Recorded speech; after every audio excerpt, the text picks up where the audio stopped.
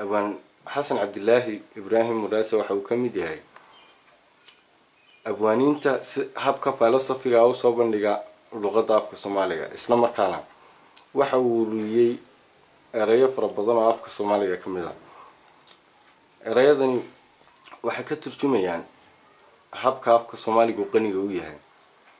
waxaana qaar badan oo dadka Soomaalida ee degan dhulka Soomaalidu ku tilmaamaan inuu yahay hab lagu miisaami karo erayga Soomaaliga hadaba Abwaan Xasan Ibraahim oo ku magac dheer Hambase isagoo inoo sharaxay waxa uu yiri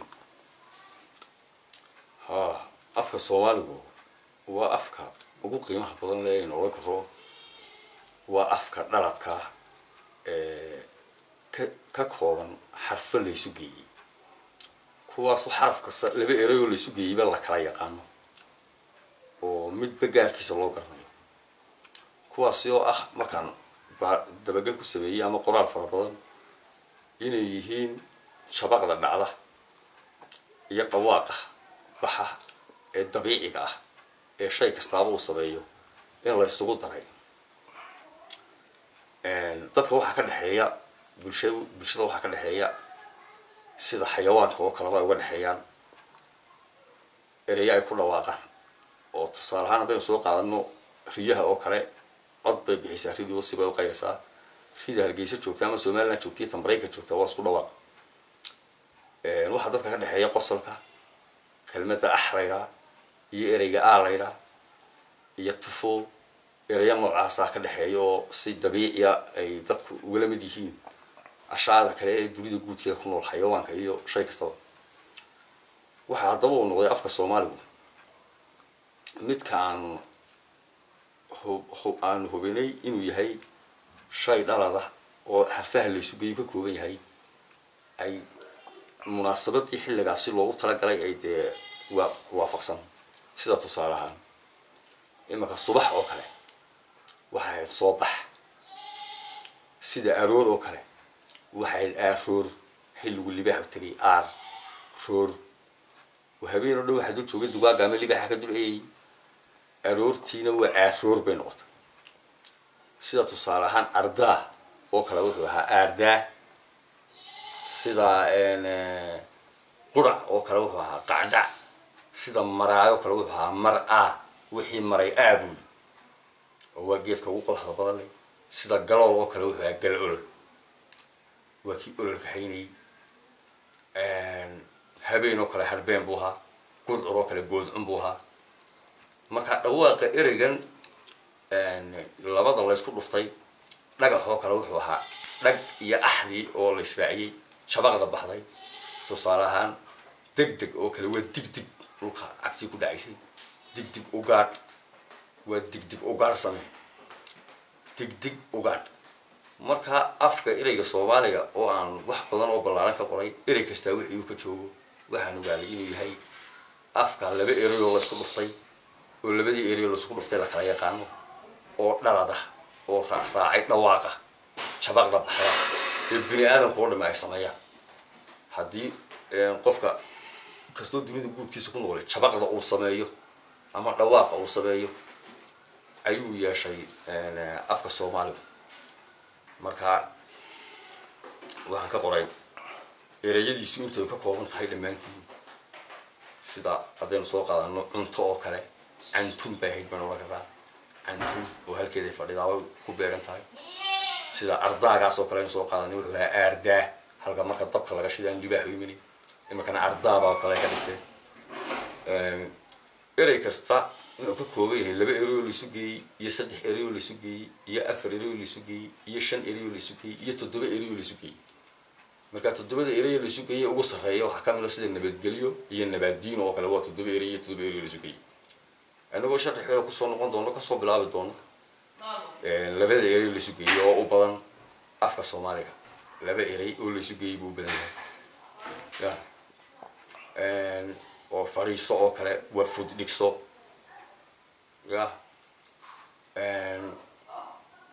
cunto oo kale waxaan ku tilmaanay antun waa laba erey oo la isu geeyay qurac oo kale waxaan ku dhacnay shanqadh uu sameeyo hadii goor waa geed jaba oo qac iyo dhac wada qac dhac waha mar baynu kan nidhi oo jabaqdi uu sameeyo marka geedka maraaga dul marsada buu qofkii leeyahay dhawaaqii dhacay iyo afkii Soomaaligu uu isku beegay maxamed amiin oo ay wareysanaya maxaad weydiin kale lahayd maxamed waxaan weydiin lahaa sidee baa markaa qofka banaadamka u garan karaa inay sidan tahay horta waxaan garashada la yiraahdaa waxay ka timaadaa maskaxda marka waxaan sida tusaale gabayga oo kala madana soo qaadano ti afka Soomaaliga dadku way ku gabayaan afka Soomaaliga qofaan garanaynin ma jiro dhamaantii waa xarfa ka bilaabmay xaraf kaliya xarfiyo la isku beegay weeyaan afkiyo la isku beegay kii kale agtiisa joogana afka oo dhamaystiray baan u gabi garanay marka tusmada adigoo aad aragto tusaale ahaan saasoo kale aniga waxay ugu bilaabatay hangool qurux badan oo aan haystay ayuu ka bilaabmay soo dhacay ereygani inaan fahmo af Soomaaliga keenay kaasoo hangoolkii aan saaweegayo ayaan ku celceliyay hangool hayngoyn buu noqday hayngoyn kii markaa wax la goynayo lagu haynayay hayngoynta uu noqday ayuu ka bilaabmay ilaa uu ila galay dayax oo dayaxaynu naqaan waa dayax iftiinkii cadceedda ma lehe waxa lagu dayayun axdun baa lagu arkaa oo dayax day waynu garanay oo waa wixii wax lagu dayay axduna wixii wax mudayay weeye ama qodaxdii ama waxyaabo kale dhibaatada badna marka dayax buu sida tusaale ahaan dhul oo kale imika dad weydiiso dadka Soomaaliga dee dhul buu yaqaan laakiin dhal buu dhalka inta aniga leh inta dhalka aniga waa ka wax dhala hadalku wuxuu ku beegan yahay ama uu haystaa ereyga markaynu leenahay tusaale ahaan aroor oo kale aroor bay aroor subax oo kale soo baxbay xilligii la soo baxayay habeenkii wala xiruni marka ay dadku waxay u qaataan oo haystaan inta badan inay Carabi tahay laakiin afka adduunyada guudkeeda u dhaqasaa faraskiisii ugu horeeyay lagu hadlay dunida ugu horeeyay baan oran karaa inuu ahaa af Soomaali waayo waxa cid jabaq la raaci karta ama sanqadha dareemi karta ama waxaan ku cusbay waxaan oran karaa inuu aadam ahaa qaabka buug baan qorabaad ugu tiri qaabka buugaagu u sameeyay tusaalahan xarfaha erebixinta sidaad u sameysay waxaan u sameeyay systemkii oo isagu afku dhawaaqiisa u ahaa labadii eri la isugu geynay ama saddexdii eri la isugu geynay ama oraahdu u dhacaysay sida aynu imika u garan karo eriyaha aan ku soo sharaxay oo kale way u garanaysa inay munaasabadeedu ku kooban tahay subax ayaa u taqaanaa marka dadkii subax waxay u barteen subaxdii laakiin afka macdantiisii hooseysay sida subax ku noqotay soo bax way noqotay waxay taagan tahay munaasabadeedii habeenkii wala xiroonay soo bax weeyaan waxa ligi la soo baxay marka inta ay sida isu raacaan ayaan qoray haday tahay magaalooyinka magacyadooda haday tahay ereyada la isku yeero haday tahay meel la tagayo haday tahay dhawaaq erayo baxaya marka boqolkiiba 57 afka Soomaaliga wuxuu ka taagay kelmadda way sababta tu kalana aan ku sheego oo inagu aynu gaar u leenahay oo adduunka kale inaga silayn oo inagu soo hadhay laakiin tiisa ilmuhu markuu dhasho ilaha oo kelmadda daa daa inagu buu naqaan daa inaga daa u naqaan daa laakiin kelmadda daa ruutu markay dhalato waxa ugu horeyso ay tiraahdaa waa daawi marka daa inagu inagu soo hadhay laakiin adduunka kale inaga lama siman marka halka waxa ku cadeynaysa ku muujinaysa inuu yahay afkan afkii ugu dhalatsanaa waayo ingiriiska oo kale ama afafka kale lagu hadlo kale sida uu u dhawaaqo u baxay munaasabadii waqtigii loogu talagalay inaan u taagnayn ama afku imika uu noqdayba afku imika uu noqday dadku waxa uu yaqaanaan ereyada uma yaqaanaan sidaan imika ugu dhawaaqayno laakiin tiisa waxa uu yaqaanaan magaca baxay ya kaalay bay u yaqaanaan fariiso yaqaana orod boo yaqaana deg boo yaqaana waxa uu yaqaanaan magacii dhagta ay ka maqleen laakiin tiise haddaynu soo qaadano sida ay adduunka kala isticmaalaan way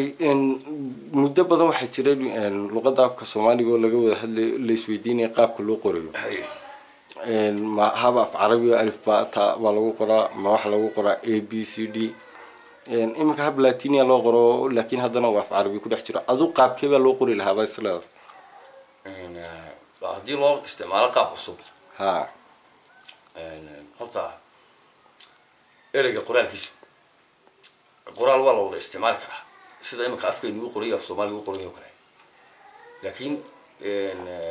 وحويا حتى إما كأفك إنجليزي يكون قرطاع في الصومالي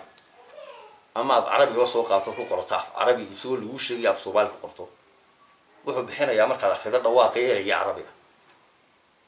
ما دام يتهاش تكتو لو قدي waxa fili kara wixii loo isticmaalo oo afka imika uu noogu yaalo ama habka uu noogu qoran yahay maadaama afkeenu yahay afka dhaladka ugu dhaladsan waxa ma loo kara bulshadu waxay ku qasbantay kan horta inay barataba maadaama uu yahay kii afka dhalayba sababtoo ah afkeenu wuxuu ka duwan yahay afka kale waa af dabiici ah wixii dabiiciga ah ay dhacay shabaqdii dhacaysay la socda oo qodax oo kale qaac ah bay waa shabaqday sameysay qaacday ku muday ahdi gob oo kale gooba oo hadiyo goob waxa qabsada qodaxdiisa faraha badan leh ayaa jirka qabsata marka geedka jiilaalkii loo qaraacay fiida waxaynu naaji la wad garaysa soo laba ma waa kelmadii jiilaal ka timid waa jiida xilligii loogu laalayay geedka ee loo luliyay jiilaal ay jiilaal ka timid laakiin dadku jiilaal caadi u yaqaanaan waxa markaa loo ujeedada afka uu yahay ya go waa go xilligii wax la goynay weeyaan go roob ku daayay go wax ama daaqalo koosto ama kala la beeraha loo koosto go waa goyntii ya jiina la waxay da jiilal xilliga jiida loo laalayay wax oo qaaraha oo kale qaar ruuxa kuduntu gigtin baa loo kala waa shabaqda bixisay gigti iyo dumisti ya marka afka waxaan qortiyo aan qoraal ku sameeyay maxamed amiino iyadoo aan tilmaam bixinayo oo fariin farayo oo leeyahay tusaalahan waxa been good cunay qaar gacantig gigtun gacantig digdigugaad qalalarda galoolo la digdigugaad marka inta ay bixo waxa sameeyay war guduntan iyo qaarahan qaado waa habeen gudcure waxaad noo doontaa qori arda galoola waa afku halkii uu ka yimid oo dhalada waxaan gacan deg waa qaad iyo deg waa gacantii iyo degta ay qaad ka timid qaad deg waa gacan deg marka dhalkeedii hay goyn gacan deg waa qaalahan golki gigtun gacan deg waa guduntii qaado digdigugaad degdegugaad waa harbeene waa habeene good cuna oo gudcura goodka ku cunay marka dibadda baxdo gudcurka good cunbo digdigugaad gal olol qalal ardaaya waa mar qoriga qalay ayaa ardaaga kii la geeyay ardaagina waa ardaagi marka af Soomaaliga todiciisi ugu horeeyay systemkii la isugu geeyay ama uu ereygiisu ugu dhawaaqmay oo khafiifay marka ya